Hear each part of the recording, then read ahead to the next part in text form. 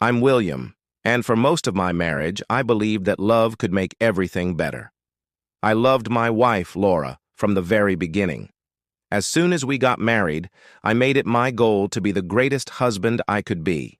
I wasn't perfect, but I was there. I listened. I gave. And I never hesitated to express to her how much she meant to me.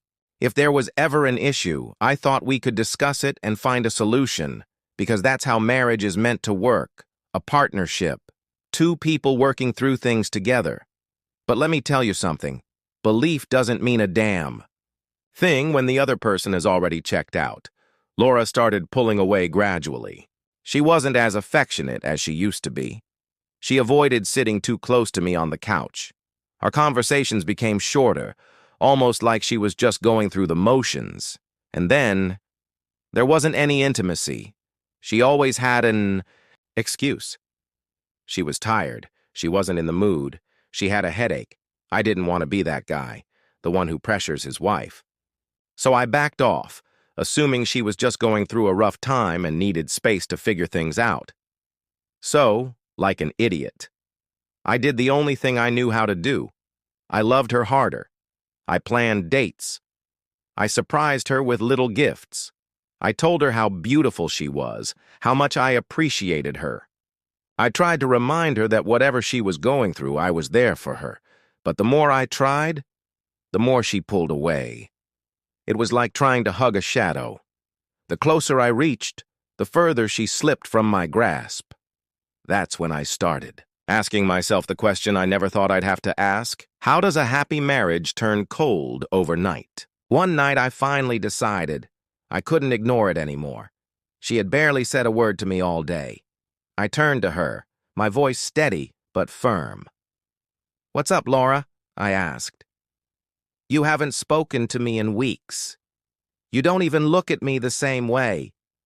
Did I do something wrong?" She sighed, still staring at her phone screen, as if she could avoid the conversation by pretending I wasn't there. But I wasn't going to let it slide this time. "Laura," I pressed, "talk to me." She finally turned her head, and what she said next came as a bigger shock than I ever could have imagined. "I just don't feel happy anymore." That was it. I stared at her for a moment, waiting for more, hoping for something that would make sense. "What are you saying?" I asked, trying to sound calm. "What exactly is making you unhappy?" She shrugged. "I don't know. I just feel this way." It felt like I was standing in the middle of a storm, not knowing where the rain was coming from. I looked for signs of regret, guilt, even sadness. But all I saw was a blank expression, like she had already come to terms with whatever this was. I sat there blindsided, trying to understand how the woman I married and loved had decided she wasn't happy. For no apparent reason, I asked again, desperate for clarity. "Is it me? Did I do something?" She simply shook her head. "It's not about you.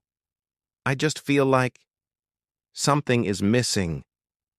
I let out a slow, deep breath and leaned back into the couch, my mind racing. If it wasn't me, then what was it? And more importantly, how was I supposed to fix something she couldn't even put into words? Eventually, she groaned and got up. "I'm exhausted," she muttered. That was her way of ending the discussion. The conversation continued for a bit, but it went nowhere. Every question I asked led to the same dead end. She didn't know. She just felt it. I watched in silence as she left for the bedroom, leaving me alone in the dimly lit living room, with nothing but a sinking feeling in my chest. Over the next few days, I felt more lost than ever before. How do you fight for a marriage when your wife won't even tell you what's wrong? Then, one evening, everything changed. My phone had died, and I needed to call a family friend. Laura's phone was on the couch while she was in the kitchen. I picked it up, knowing her password, and unlocked it to find the number, and that's when I saw it. A message. It popped up right in front of me. "What time did you get home last night?" For a moment, my brain struggled to make sense of it. Then I saw the sender, her gym instructor. I froze, and in that moment, I knew.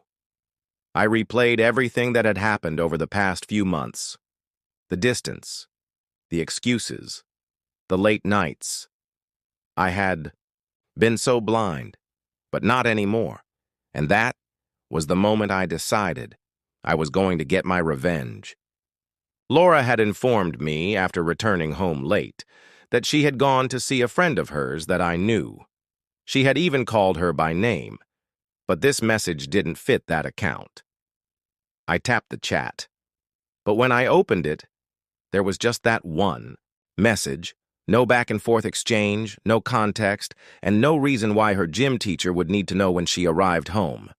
Unless he was with her, it's crucial to understand that she deleted the earlier portion of the conversation in her response, not a random first text. I put the phone back exactly as I found it, and I didn't say a word, because I couldn't figure out why I hadn't asked her about it for weeks.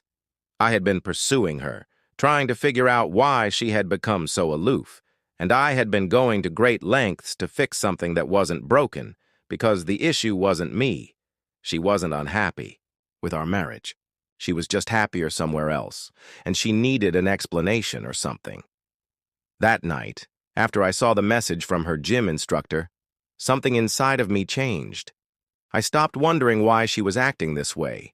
I stopped looking for irrelevant explanations, and instead of attempting to understand her behavior, I made a simple decision. I was done chasing. If she wasn't happy, I wouldn't beg her to be, or complain. I just pulled back, the same way she had. But unlike her, I wasn't going to keep one foot in the marriage while looking for happiness elsewhere. I mentally removed her from my life. Now, I wasn't stupid. A woman who's already emotionally checked out and possibly cheating will at some point convince herself she deserves more. And by more, I mean half of everything I own. I wasn't going to sit around and wait for the day she'd come home with divorce papers and a lawyer, expecting to walk away with my hard-earned money. So I moved fast. Through the help of my lawyer and accountant, I transferred my assets, houses, land, anything of real value, into my mother's and relatives' names. I restructured my accounts, moving money around so that on paper I didn't have much to my name. I made sure that if she ever tried to take me to court, there wouldn't be anything worth fighting over.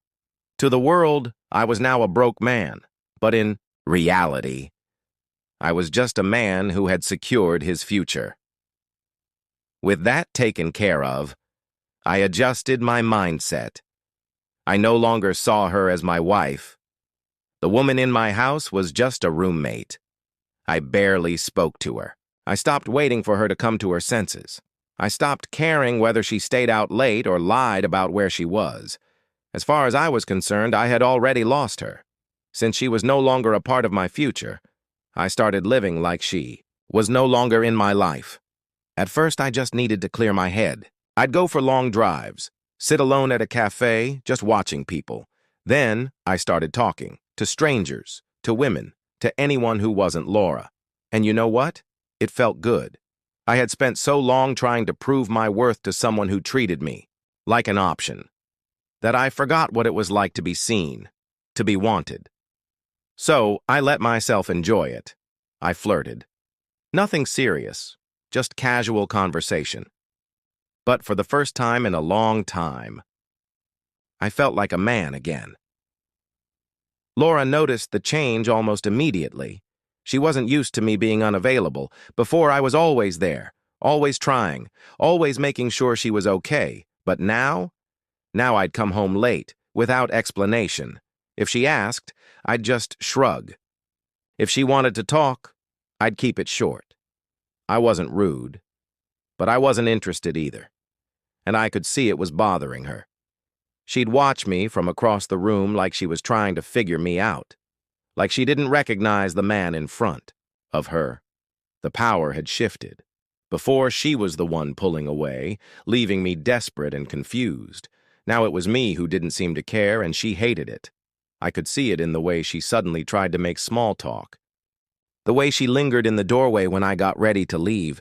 She never said it outright, But I knew she wanted to ask, where was I going? Who was I with? But she didn't, because she knew she had no right to anymore. That was the beauty of it.